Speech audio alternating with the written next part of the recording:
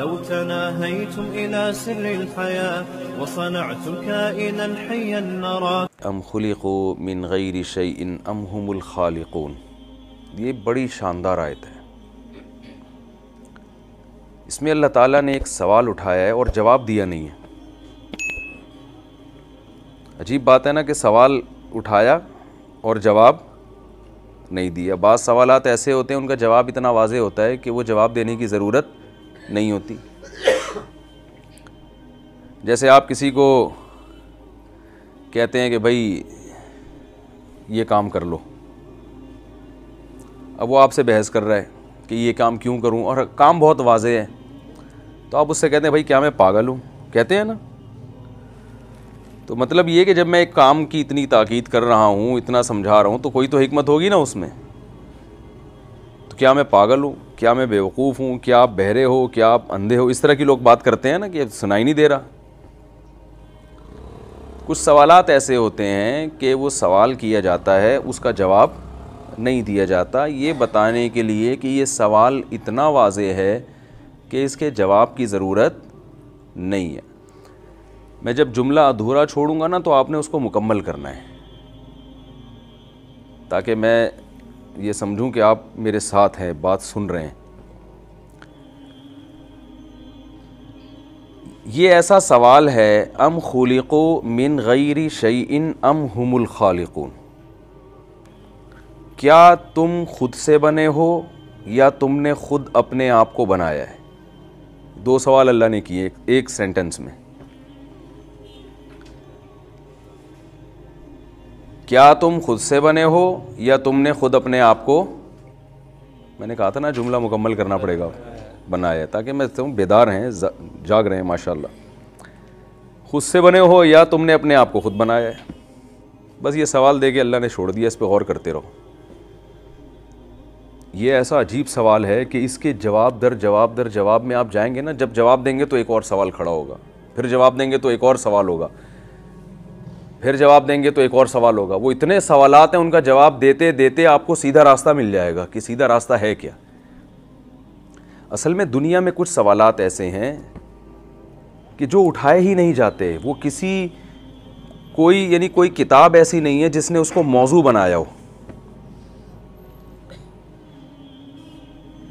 Physics की किताब में आपको कैलकुलेशन मिलेंगी कुछ कि इतने किलोमीटर फ़ी घंटा की रफ़्तार से आप चलें तो इतनी देर में आप वहाँ पहुँच जाएंगे। इस किस्म की चीज़ें होती हैं। केमिस्ट्री में कुछ केमिकल वगैरह होते हैं, पढ़ाए जाते हैं।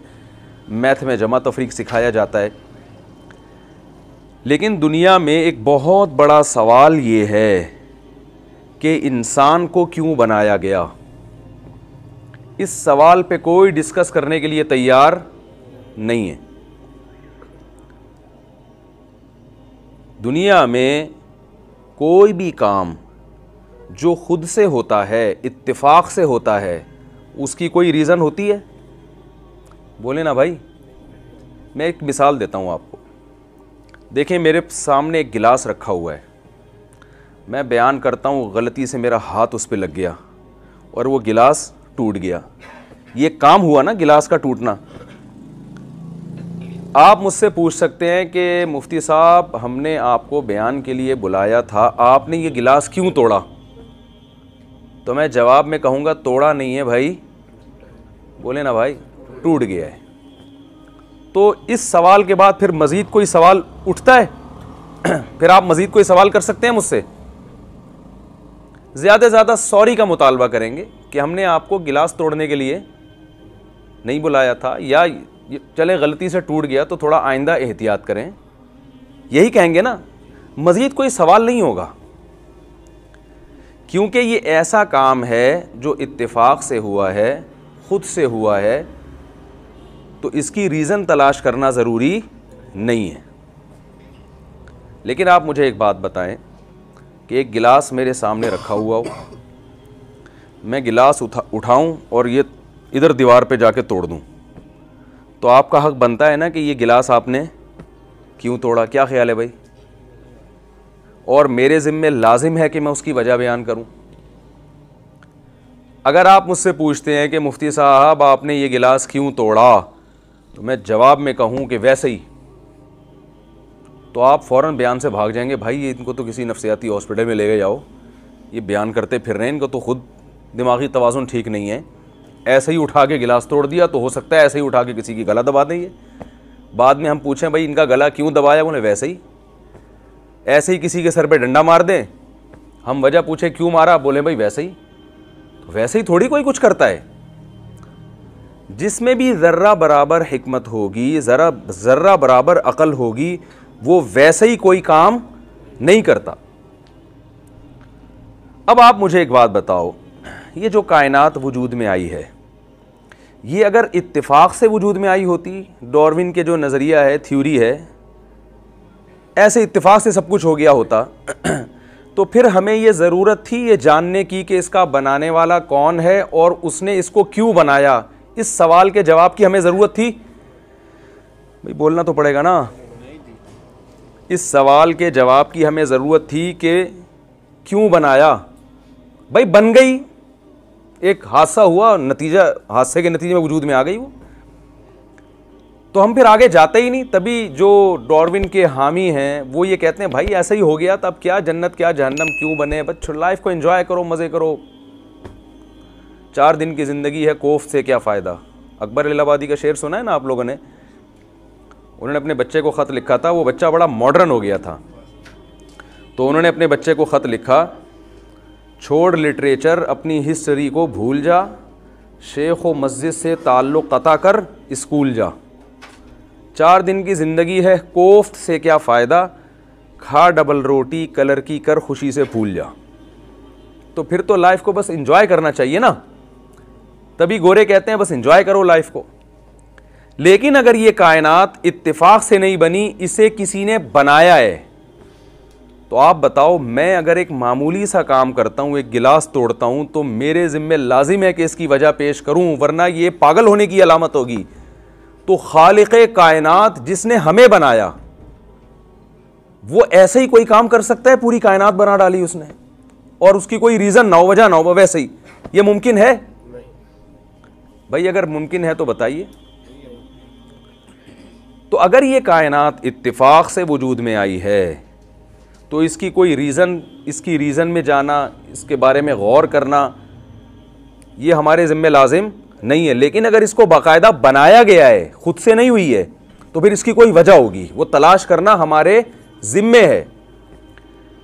अब हम इस सवाल की तरफ आते हैं कि ये खुद से बनी है या किसी ने इसको बनाया है। तो याद रखें, जो काम, जब कोई काम इत्तिफाक से होता है ना, तो उसमें मैनेजमेंट नहीं होती, बल्कि पहले से जो नज़्म व ज़ब्त है वो भी तबाह बर्बाद हो जाता है। मैं समझा पा रहा हूं अपनी बात? इसकी मिसाल ऐसे है, इत्तिफाक से फैक्ट्रियों में आग लगती है, इत्तिफाक से लगती है ना, वो तार टूटी और वो आग लगी, वो सब तबाह बर्बाद हो जाता है। कभी आपने ऐसे देखा कि इत्तिफाक से बिजली की तार गिरी, उससे आग लगी, वो आग गई जाके चूल्हे में, और चूल्हे में एक बिरयानी पक के तैयार हो गई आपके सामने, है भाई? इत्तिफाक से आग लगी, यानी ऑस्ट्रेलिया के जंगलों में भी इत्तिफाक से आग लग गई ना, वो दरख्तों की रगड़ से कहते हैं लग जाती है आग। तो इत्तिफाक से जो आग लगी, तो वहाँ जो भैंसे और हिरन घूम रहे थे, उनके कबाब बन के आपके सामने आ गए, बेहतरीन, आपको पकाने की ज़रूरत ही नहीं पड़ी। बताओ, दुनिया में कोई एक इत्तिफाक भी ऐसा कभी हुआ है कि इत्तिफाक से ये हुआ हो तो उसके नतीजे में इतनी अच्छी चीज़ वजूद में आ गई हो? जापान के साइंसदान रोबोट बनाते हैं ना, तो रोबोट बाज़ दफ़ा बेचारा ख़राब हो जाता है इत्तिफाक से। बना कभी है इत्तिफाक से? बोलो ना भाई। तो ये डार्विन ने ऐसा कोई नज़रिया क्यों नहीं पेश किया कि ये जो बेजान रोबोट है, ना जो हंसता है, ना देखता है, ना सुनता है, ना कोई चीज़ खुद से पकड़ सकता है, ना उसमें सलाहियत है, ना ज़िंदगी है, वो करोड़ों अरबों साल कोई लोहा पिघला था और तरक्की करते करते करते पूरा एक रोबोट की शक्ल में वजूद में आ गया। अगर डार्विन कोई ऐसा नज़रिया पेश करता तो लोग मान लेते? मेरा ख्याल है आप लोग मान लेते। तो फिर बोले ना नहीं मानते। भाई बेजान चीज़ वजूद में नहीं आ सकती, जानदार कहाँ से आ सकती है वजूद में? जान, हयात को तो अब तक डिफाइन नहीं किया जा सका है कि ये हयात होती क्या चीज़ है, ज़िंदगी नाम किस चीज़ का है। तो इत्तेफाक से जो चीज़ें वजूद में आती हैं उनमें मैनेजमेंट नहीं होती, इंतज़ाम नहीं होता, संवरी भी नहीं होती, बल्कि संवरी भी जो चीज़ें संवर चुकी हैं इत्तेफाकी हादसात के नतीजे में वो चीज़ें तबाह हो जाती हैं। इसकी एक और बेहतरीन मिसाल है, आप किसी फैक्ट्री में गए, वहाँ आपने देखा जो फैक्ट्री के जो मालिक है वो अपना एयर कंडीशन ऑफिस में बैठा हुआ है, मैनेजर साहब दूसरे ऑफिस में बैठे हुए हैं, कुर्सी टेबल रख के सामने और टेलीविज़न देख रहे हैं, और कुछ मज़दूर वहाँ काम में लगे हुए हैं, कुछ माल उठा के ट्रक पे लोड कर रहे हैं, मशीनें अपनी जगह हरकत कर रही हैं। आपने जाके किसी बहुत बड़े साइंसदान को बुलाया और आपने उस साइंसदान से पूछा, यार ये फैक्ट्री आप बता सकते हो कि ये कैसे वजूद में आई? वो जवाब में कहे कि यार एक धमाका हुआ था, उस धमाके के नतीजे में चूना और सीमेंट टाइप के में जो चीज़ें सीमेंट में डलती हैं ना, रेत बजरी उड़ के वो जनाब ऐसे होते होते होते होते वो एक जगह इकट्ठे हो गए। भाई ये तो नहीं हो सकता यार, भाई करोड़ों साल में ऐसा हुआ है, करोड़ों साल में तो हो सकता है ना आपके, हाँ शायद करोड़ों साल में हो गया हो ऐसा। फिर बारिशें हुई तो उससे गारा बन गया, फिर कई जगहों पे गारा बना, तो एक जगह ऐसा हुआ कि करोड़ों साल हवाएं चलती रहीं तो वो गारे से एक ख़ास तरीके से तनासुब से चलते चलते उस गारे से ईंटें वजूद में आ गईं। अच्छा भाई फिर क्या हुआ? भाई फिर एक दिन क्या हुआ, करोड़ों अरबों साल तक वो ईंटें ऐसे ही पड़ी रहीं, तो इत्तेफाक से ज़मीन में ऐसा मालूम होता है कि एक तूफ़ान आया होगा, जिस तूफ़ान से वो ईंटें आपस में तरतीब से आके जुड़ गईं और फैक्ट्री की एक दीवार वजूद में आ गई। फिर करोड़ों अरबों, क्योंकि साइंसदानों के पास टाइम की कमी, कोई गिन थोड़ी रहा है वहाँ बैठ के, वो जब कहते हैं ना इंसान इत्तेफाक से वजूद में, अभी कैसे आ गया, वो करोड़ों अरबों साल तक एक जरसूमा था, वो अरबों साल तक फिर वो मछली बना, फिर अरबों साल पहले पौधा बना, फिर वो अरबों साल के बाद वो एक मछली बन गया, फिर वो अरबों साल के बाद ये बन गया, फिर अरबों साल पहले बंदर बन गया, फिर अरबों साल के बाद इंसान बन गया, और अरबों साल के बाद अब इंसान के बाद भी कुछ बन जाएगा।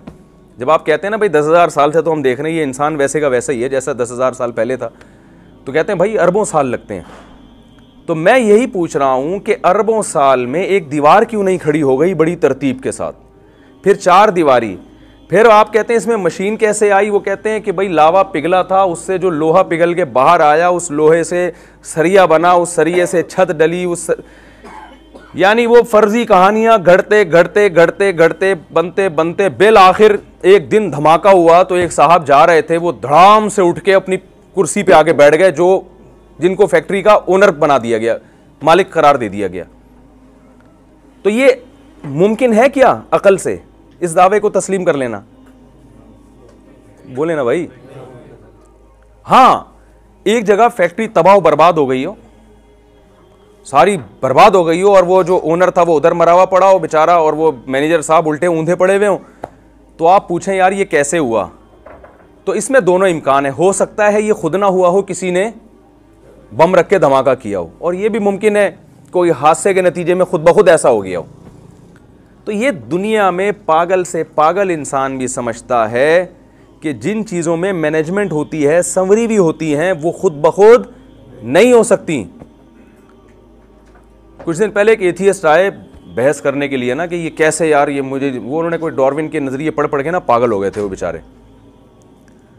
तो मैंने उनसे, कह रहे हैं यार ये तो एक खुद ब खुद हुआ है सब कुछ। मैंने कहा मुझे एक बात बताओ, एक जंगल में एक आदमी जिसने कभी, इंसान तो बहुत पेचीदा मशीन है, खरबूजे की मैंने कहा ऐसी मिसाल देता हूँ जो बहुत ही सादा सी मिसाल है।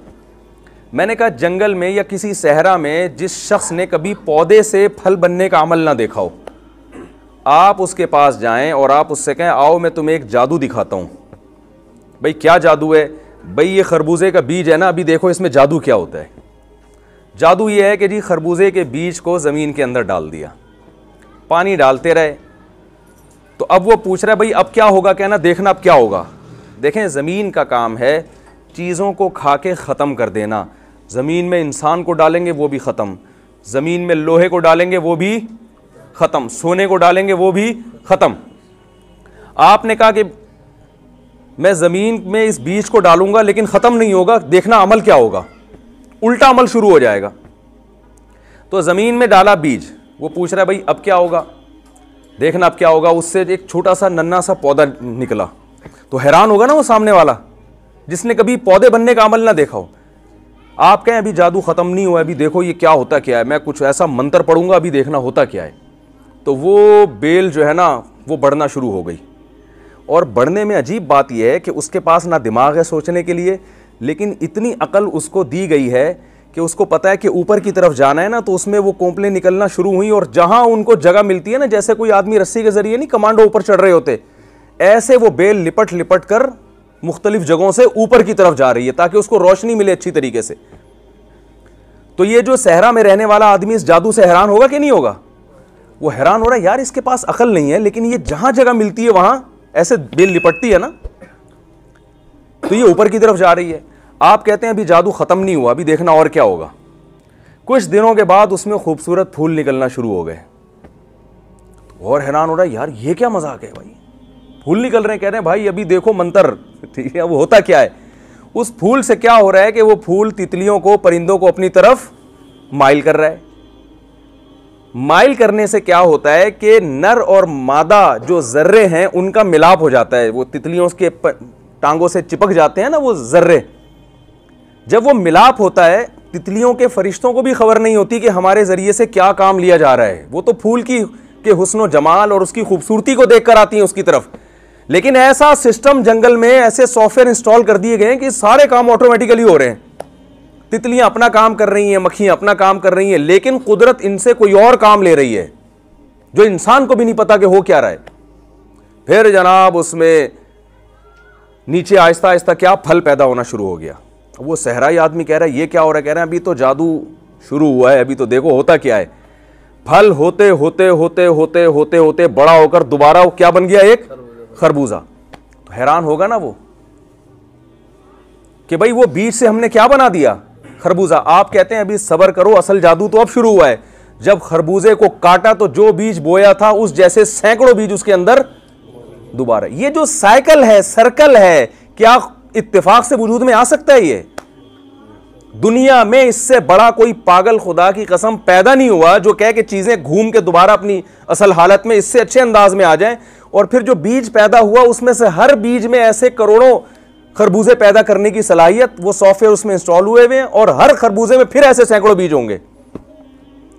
मैंने कहा ये कोई सिर्फ एक खरबूजे की मिसाल दे दी जाए ना, तो जिसमें जर्रा बराबर अकल होगी वो कहेगा अल्लाह की कसम ये खुद से पैदा नहीं हो सकता। इंसान का प्रोसेस खरबूजे से करोड़ा गुना ज्यादा पेचीदा है। इंसान का जो प्रोसेस है ये कैसे वजूद में आ गया भाई? तो पहले तो अपने जहन को ये साफ करें, क्लियर करें कि इस कायनात में एक नज़्म ज़ब्त है। अलशम्सु यंबगी लहा अन तुदरिकल क़मरा वलल्लैलु साबिक़ुन नहार। सूरज, ज़मीन सूरज के गिर्द और चांद जो है वो ज़मीन के गिर्द, और हर कुल्लुन फ़ी फ़लकी यस्बहून। अल्लाह फरमाते हैं हर एक अपने दायरे में तैर रहा है। वल क़मर क़द्दरनाहु मनाज़िल। चांद की कैसी हज़ारों साल हो गए, चांद की कैलकुलेशन में कोई फ़र्क ही नहीं आ रहा। ये जो माहिरीन फ़ल्कियात बता देते हैं ना कि 10 साल बाद किस दिन क्या तारीख होगी, ये माहिर फ़ल्कियात का कमाल नहीं है, ये चांद का कमाल है। देखो मुझे एक बात बताओ, आपके बारे में अगर कोई बताए कि मैं पहले से बता सकता हूं कि फलां साहब जो हैं 3:05 पे, ये जो भी सफ़र के लिए निकले हैं तो 3:05 पे ये वहां होंगे, तो ये बताने वाला का कमाल नहीं है, ये आपकी टाइम की पाबंदी की अलामत है। आपका शेड्यूल ऐसा ज़बरदस्त है कि लोग आपके बारे में पहले से बता देते हैं कि ये टाइम की खिलाफ वर्जी नहीं करता। तो ये जो साइंसदान बता देते हैं ना कि 20 साल बाद फला सूरज गिरहन होगा, चांद गिरहन होगा, और क्या तारीख होगी, क्या दिन होगा, तो ये साइंसदानों का कमाल नहीं है, ये सूरज और चांद की एक्यूरेसी है। ये उसका कमाल है कि वो हज़ारों लाखों साल हो गए, वो अपने टाइम से ज़र्रा बराबर भी हटने के लिए तैयार नहीं है। इतनी एक्यूरेसी ये इत्तेफाक से वजूद में आ गई भाई। इतना ईंधन सूरज खारिज कर रहा है, इतना ईंधन, कहां से इसमें ये ईंधन भरा जा रहा है और कहां से ये गैसें खारिज हो रही हैं, एनर्जी लगती है ना, ये एनर्जी कहां से आ रही है? ये इत्तेफाक से हो रही है, ये सब चीजें इत्तेफाक से हो रही हैं। कैसा अजीब निजाम अल्लाह ने बनाया। तो अगर ये कायनात मेरे भाई इसमें नज़्म ज़ब्त ना होता तो ये इत्तिफाक से वजूद में आती और हमें इसकी रीज़न तलाश करने की ज़रूरत, बोलो भाई, नहीं पड़ती। लेकिन अब इस कायनात की मैनेजमेंट को देखते हैं और कुरान बार बार चैलेंज करता है, ज़ालिका तकदीर, ज़ालिका तकदीर। ये अंदाज़ा है तकदीर का, आज की ज़बान में तर्जमा मैनेजमेंट। ये अंदाजे हैं, ये खुद ब खुद नहीं है, ये एक कैलकुलेशन है। अल अजीज ऐसे बादशाह की कैलकुलेशन है जो गालिब है, जिस तरह से चाहे निज़ाम को चला सकता है। अल अलीम, और इल्म भी रखता है वो, उसे पता है कि किस चीज़ को कैसा बनाना है। देखें, दो चीज़ें चाहिए होती हैं जब भी आप किसी प्रोजेक्ट पे काम करते हैं, तो आपके पास दो सिफात आपके पास होना ज़रूरी है। पहली सिफत, आप काम लेना, आपके पास पावर हो, ताकत हो ना कि मजदूरों से काम ले सकते हो। भाई आप बहुत बड़े इंजीनियर हैं लेकिन आपकी चलती नहीं है, आपको कोई प्रोजेक्ट दिया गया कि यार ये फैक्ट्री बना दो, ये स्कूल बना दो, ये प्रोजेक्ट है, ये सड़क बना दो। आप मजदूरों से कह रहे हैं यार ये काम कर दो, कह रहे हैं सर मेरे पेट में दर्द है, आज मैं छुट्टी पे जाऊंगा, आज मैं नहीं करूंगा, वो कोई बात सुन ही नहीं रहा। तो आप कितने बड़े इंजीनियर हो, आप काम करवा सकते हैं? या हुकूमत ने आपको इख्तियारात ही बहुत महदूद दिए हों, आप काम नहीं करवा सकते? तो काम तभी जितने जो इंजीनियर हैं ये या ठेकेदार हैं, ये हुकूमतों से रब्ता करते हैं, इलाके के नाजिम को कुछ खिलाएंगे कुछ, ताकि इख्तियारात बढ़े हमारे, हम काम कर सकें। दूसरी चीज़ है, जो काम आप कर रहे हो उस काम में भी आपको महारत होनी चाहिए। यही वजह है कि महल्ले का दादा कितना ही बड़ा क्यों ना हो, आप उसे प्रोजेक्ट नहीं देते, चाहे वो कितना बड़ा दहशतगर्द हो। भाई पावर तो है तेरे पास, लेकिन तुझे इस काम की सलाहियत नहीं है। तो अल्लाह फरमाते हैं कि इस कायनात में जो तुम्हें नज़्म व ज़ब्त नज़र आ रहा है, और इस कायनात में अहसना कुल्ल शैइन खल्क़हू सुम्मा हदा, जिस चीज़ को जैसा बनाना चाहिए था बिल्कुल वैसा ही बनाया है, और उसको फिर उसके नेचर के रास्ते पर मैंने चला दिया है।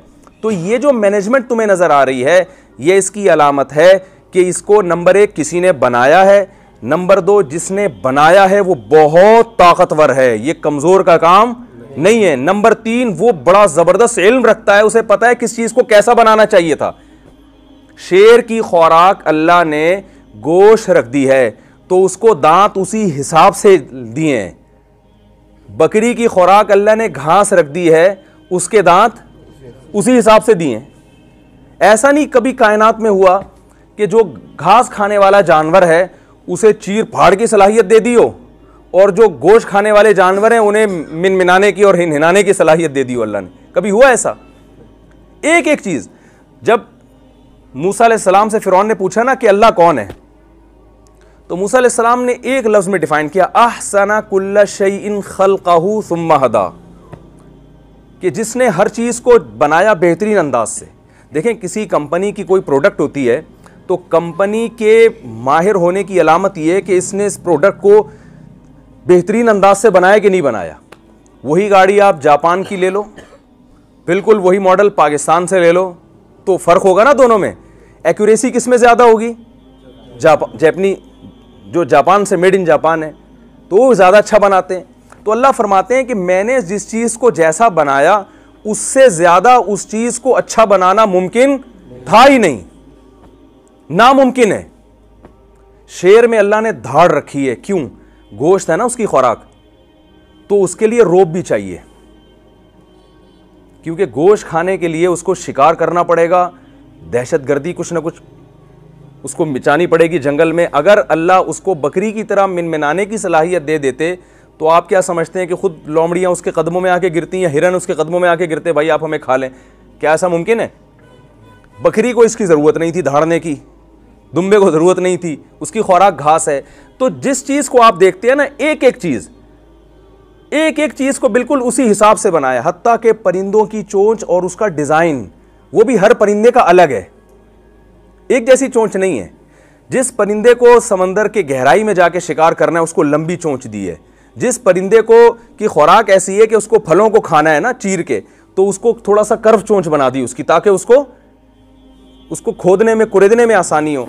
हर चीज़ को, इस पर तो जितनी रिसर्च हो कम है। जिस चीज़ को जैसा बनाना चाहिए था बिल्कुल वैसा बनाया, और फिर सुम्मा हदा, उसको उसकी नेचर के रास्ते पर चला दिया। अब आप देखें, बकरी का बच्चा पैदा होता है, पैदा होते ही थनों की तरफ लपकता है वो, क्योंकि अब उसकी ज़रूरत क्या है? दूध पीना। तो माँ को अल्लाह ने बोलने की सलाहियत नहीं दी है, तो बच्चे में पैदा होते ही ना उसे दुनिया का कुछ नहीं पता, लेकिन उसे ये पता है कि मेरी खुराक कहाँ मिलेगी और वो मेरे हलक में कैसे उतरेगी। तो ये भाई खुद ब खुद ये चीज़ें नहीं हो सकती। हमारे जामिअत रशीद में जब ये डिजिटल कैमरे की तहकीक हो रही थी ना, तो मुख्तलिफ इसके माहिरीन को बुलाया गया जो डिजिटल कैमरे को बहुत अच्छी तरह उन्होंने पढ़ा है। तो उन्हीं माहिरीन में से एक आए, उन्होंने हमें बताया कि ये जो डिजिटल कैमरा तस्वीर बनाता है, ये इंसानी आँख को साइंसदानों ने कॉपी किया है। जैसे मैं भी आपको देख रहा हूँ ना, तो आँख के पर्दे पे आपकी तस्वीर बन रही है, रोशनी की लहरें टकरा के आएंगी, आँख के पर्दे पे जाएंगी और पीछे वो बरकी लहरों में तब्दील होंगी, और वो लहरें फिर दिमाग जो है ना, पीछे कुछ ऐसे आलात लगे, उन लहरों को रिवर्स करके दोबारा रोशनी की लहरों में लेकर आएगा वो, और फिर उल्टी तस्वीर बनेगी, दिमाग उसको फिर क्या करेगा, सीधा कर देगा। उन्होंने कहा कि ये जो डिजिटल कैमरा है ये साइंसदानों की ईजाद नहीं है, ये आँख को उन्होंने कॉपी किया है। समझ में आ रही है बात? आँख को उन्होंने क्या किया है, कॉपी। कि आँख कैसे बनाती है, तो बिल्कुल वही चीज़ उन्होंने इस यानी वो शीशों को उसी लिहाज से एडजस्ट किया, और उसी तरह वो लहरें रोशनी की टकरा के जाती हैं और फिर वो रेडियाई लहरों में तब्दील होती हैं, फिर वो पीछे जाके रिवर्स, पूरा कह रहे हैं 100% आँख की कॉपी है ये। लेकिन आँख जैसा अब भी नहीं बन सका। और आँख में एक अजीब बात यह है कि डिजिटल कैमरे में एक लेंस होता है, आँख कितनी है, 2। इसको एडजस्ट करना और ज़्यादा मुश्किल काम है, क्योंकि ज़रा सा इन 2 पुतलियों का फासला मिलीमीटर में भी कम हो गया ना, या बढ़ गया, तो आपको 1 के 2 नजर आना शुरू हो जाएंगे। तो उसको माँ के पेट में, माँ रोटी खा रही है भाई, गोश्त खा रही है, अंडे खा रही है, दूध पी रही है, उससे बच्चे की आंखें बन रही हैं, और ऐसे बेहतरीन तरीके से खोपड़ी में उनको फिट किया जा रहा है, एडजस्ट किया जा रहा है कि उन 2 पुतलियों का फासला ऐसे तनासुब के साथ रखा जा रहा है कि जितना फासला होना चाहिए उसमें मिलीमीटर का 1000वां हिस्सा भी फर्क नहीं आ रहा, और उनको ऐसा फिट कर दिया है कि सारी जिंदगी वो फासला तब्दील नहीं होता। ऐसा उसको एल्फी से जोड़ दिया, समत बॉन्ड से जोड़ दिया, ये स्क्रू टाइट कर दिए कि ये हिले नहीं है, क्योंकि ये जरा सा हिला तो इसको फिर पूरी दुनिया हिलती हुई नजर आएगी। फिर हवाओ हिर्स वाला दिल बदल दे, मेरा गफलत में डूबा दिल बदल दे।